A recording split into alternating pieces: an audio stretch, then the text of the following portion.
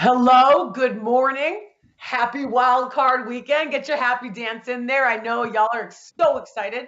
6 games on the slate.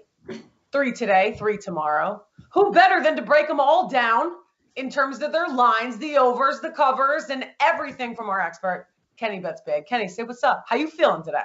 Feeling pretty good. Feeling super confident. Honestly, finished last NFL playoffs. I finished plus 4,700. So hopefully finish a little better this year. I don't know how if you can finish much better than that. You got a big following though. You got something going, and everyone wants a piece of the Kenny pie because you have been killing it on their picks as of late. And what better than to kick it off with one of the most important weekends of the year? It's just jam packed. 3 games today, 3 games tomorrow. What are you feeling on this weekend? What's kind of the general consensus from your side of things? Well, I'm pretty. This is going to be obviously the first playoffs, in the NFL where it's super limited on fans or no fans. I actually saw a stat that this was the first NFL season where road teams won more games than home teams. So that just alone goes to show you how much of an effect fans actually have on these games, right? So, it's pretty interesting. It's going to be interesting to see how everything unfolds for sure.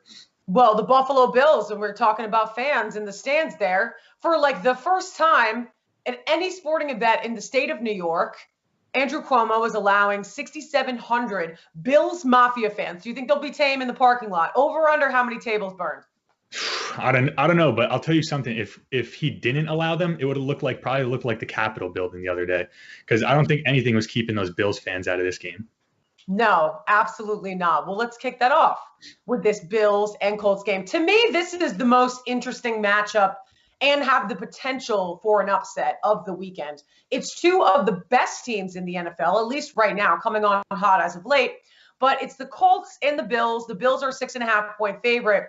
You're talking about a Colts offense with a rushing attack with Jonathan Taylor, who's ran for 741 yards over this last 6 games. I mean, he is a ground and pound power force, and it's going up against the Bills' biggest weakness, which is their defense. So breaking down this game, the over-under in this one is 51. So that's just, about average. But to me, it's a question of whether or not MVP season Josh Allen, which, listen, I have all the faith in the Bills. I think the Bills are going to go to the Super Bowl. It's either them or the Ravens to me. I got to kind of text the temperature today with that. But this could also go on both sides. A young quarterback in his first playoff game going up against a Colts rushing attack. Remember, they're top 3, top 4 in the league, and DeForest Buckner is going to be a monster on the field. I think that this game has the potential for Matt Eberflus, forgive me if I said his name correctly or incorrectly, the Colts defensive coordinator. He could make a huge impact on these betting lines if he is able to limit Josh Allen's ability in the pocket. What do you think, Kenny? No, yeah, definitely. I totally agree with you there. You mentioned Josh Allen's first playoff game. The one thing you have to be wary of with the Colts is obviously everyone is, probably pretty familiar at this point with Phillip Rivers, ineptitude in the playoffs. He constantly underperforms, bombs out of the playoffs, He also, just a little stat I found when digging, when the temperatures are 40 degrees or below, he's 1-5 for his career. So, it's going to be interesting to see how he holds up with the cold weather today.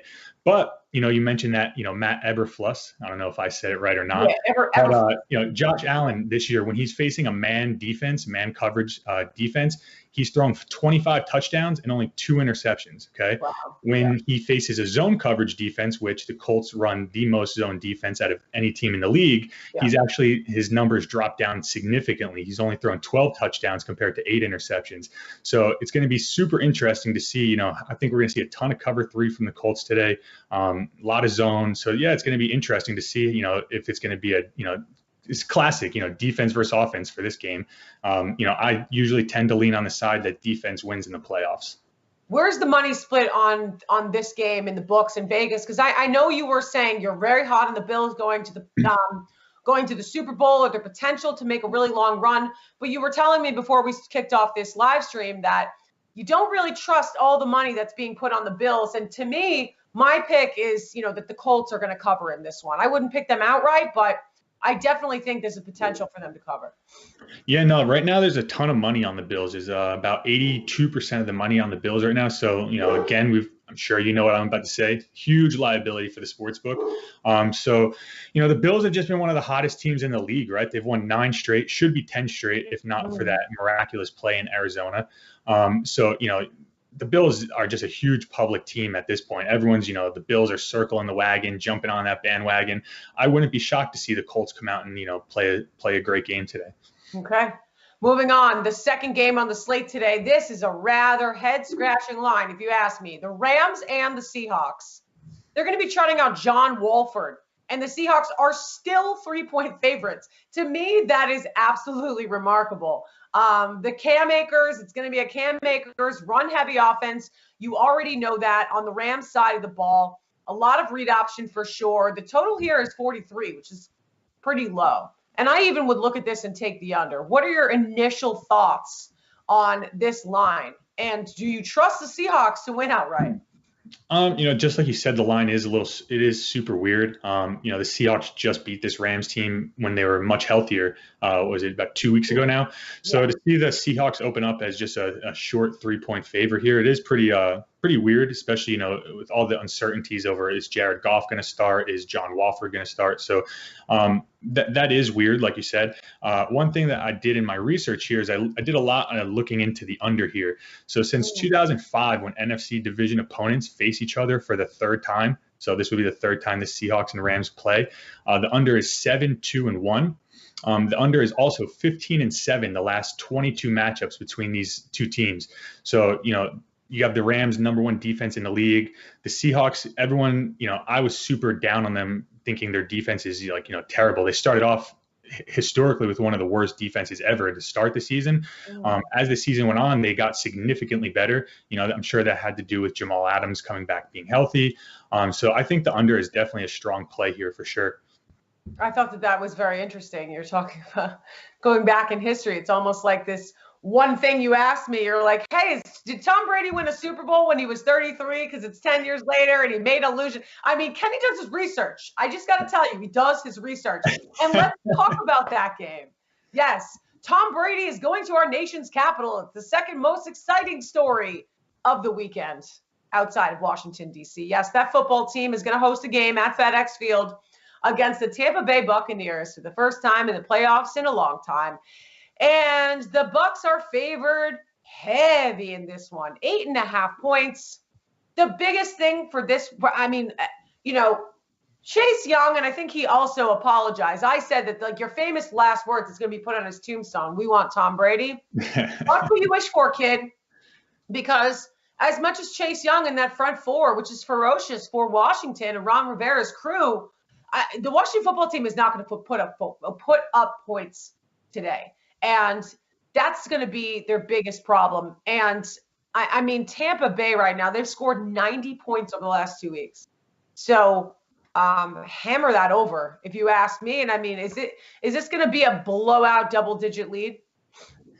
Yeah, so this one is tough, right? So when the numbers and the sharp better in me is saying Washington football team is the bet here. You see, I got that right this time. But the eye test, the Tom Brady fan in me, seeing what he's done when his back is against the wall and people are writing him off all these years, is saying that the Buccaneers are going to beat this team by 21 plus.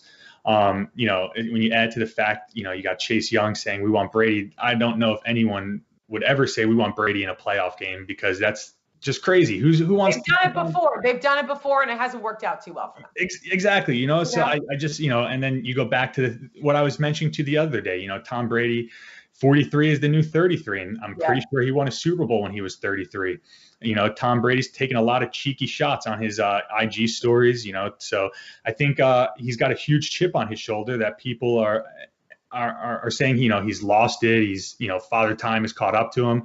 And when you look at the stats, that's actually not quite the case. He's threw for over 43 touchdowns this year. So I think I think this Bucs team is clicking at the right time.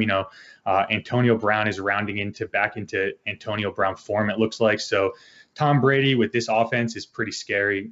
You got to go with the Bucs here. Yeah, and not to mention that Alex Smith is going to be questionable going into this game. They're going to be testing that injured right calf. And Taylor Heineke is going to be rotating in. So if you want to talk about prop bets, any number on Alex Smith, hit the under on that one, because from all accounts and from people down there in DC, doesn't look like Alex Smith is going to be playing a full game, and also their offense is injured. So there's been two. Sorry to cut you off. There's a little bit of a delay here. So there's been two playoff home underdogs of like double digits. So I think Washington opened up as a double digit. Now they're not. But Matt Hasselbeck and Tim Tebow are two other quarterbacks that have won games as home underdogs in the playoffs. So, Taylor Heineke, Alex Smith, I feel like they're right in that kind of category. So that's the only thing that worries me here, but Bucks for the crib.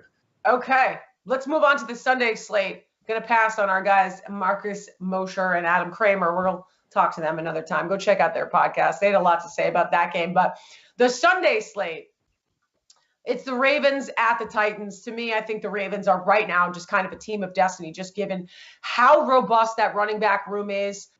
They're able to get Lamar Jackson as of late. I mean, he is knocking off all of the narratives, and this is going to be the playoff game to end all of the negative narratives about Lamar Jackson. He's going to break out of the slump. They're playing the Titans team that absolutely cannot stop anyone. And to me, that number 54.5, I mean, seems a little low, just because, they're going to be able to convert in the red zone, and the Titans defense again. Yeah, they can't stop anyone. A rematch of last year's disaster. I think that the Ravens could win double digits. So that's what I was saying, is that this line is a little fishy to me, because, I mean, I would expect that Ravens line in a real sense. I mean, I'm thinking like 7 or 8. Maybe this could be a game that you could tease up for them. I think they're going to win by double digits. Yeah, I think it's no secret how big, how much I like the Ravens in this game. I've been big on them for the last 4 or 5 weeks of the regular season. The Ravens were my early line pick that I did with the game day earlier this week. When you look back to the last 2 times these two teams have met, it's no shock to anyone. The Titans have won both matchups. But when you look at the actual, the stats, the Ravens have dominated literally every statistical category, time of possession, yards, everything except the turnovers and the final score. So I think we're going to see a much cleaner game from Lamar Jackson. I think he's going to limit the turnovers here for sure, hopefully. And I think he's going to come in and get his first playoff win. I think he's super motivated, and this Ravens team is just clicking on literally all cylinders. They ended the season. Let me pull it up here so I don't mess anything up here. They put up 189 points over their last 5 games, and they won those 5 games by a combined margin of 100 points, which is just unheard of in football. That's insane. Yeah, it's nuts. So, I think the Ravens absolutely roll the Titans here. And it's weird to see them open up as a favorite on the road, considering that they've lost both games, the last 2 times they've met. Yeah, there will be fans in the stands at 21% capacity down there in Tennessee. They've had fans for the majority of the season. One of the few stadiums that will have the NFL faithful in attendance. Let's move on to this next game. Speaking of blowouts, we can kind of breeze over this one. The Bears at the Saints. Our only double-digit spread of the day. The Saints by 10. The over-under and the line in this one is 47. Do you trust the Bears in this situation? Because Alvin Kamara, it seems as though he is going to be playing, according to his Twitter, after testing positive for COVID-19. But for the Bears defense, Roquan Smith is questionable. And if he's out, I don't care how much Khalil Mack you're going to see in there. If he's out, blowout city. Yeah. I lean Bears. There's about 80% of the money on the Saints right now. The Saints, for me, just for whatever reason, can never seem to get it done in the big moments in the playoffs. They just seem to shoot themselves in the foot, or something goes against them. So history is just not on their side. The Bears, one of the better defenses in the league. I think they turned up at the end of the season. At one point, no one even thought they had a chance to make the playoffs. They caught fire. They honestly remind me a lot of that Giants team. I think, was it 2011 that beat the Patriots? They remind me a lot of that Giants team. Caught fire at the end of the season, won a few games in a row, and they're probably going to rely heavily on their defense to get them through these playoffs. So I wouldn't be surprised to see a lower scoring game here, and it come down to a final possession. 10 is just a ton of points. Yeah. Okay. Well, you heard it. We have different views of opinions right there on that game. This one, poor Browns. Can you say poor Browns? Do we feel bad for them yet? They won 11 games this year, but their head coach, Kevin Stefanski, and this is the perfect example. And I'm watching all of the talk radio shows, the national TV headlines. They're saying, is there any way in hell that Kevin Stefanski can be behind the scenes calling plays with a Zoom? No. Like, do you think the NFL is going to make an exception at this point in the season? We knew this heading into the playoffs. Damn, if Patrick Mahomes, God forbid, gets COVID down the line, you think that they're going to postpone a game just for him? That's not how this is going to work. And unfortunately, the Browns are getting hammered by a COVID situation. Now, whether or not Kevin Stefanski is actually the remaining factor in this game that would tip the scales in their favor. But not only that, but you're losing an all-pro tackle in Joel Bitonio. And, I just think Big Ben is not going to take this one for granted. The Steelers are favored by 6 points here. What are your thoughts? Do the Browns have a chance at all? Yeah, I don't see any chance I don't see any scenario where the Browns win this game. Baker Mayfield for his over the last 2 seasons is 11-20-1 against the spread. The Steelers already this season are 2-0 against the Browns against the spread. And that was even with their B squad last week covering a 9.5-point line, right? Mm-hmm. I just think the Steelers, Big Ben, the playoff experience. Personally, I think Baker is one of the most overrated players in the NFL. He's literally dead last when it comes to facing pressure, and he's going to see a Steelers defense that ranks number 1 in causing chaos for opposing quarterbacks.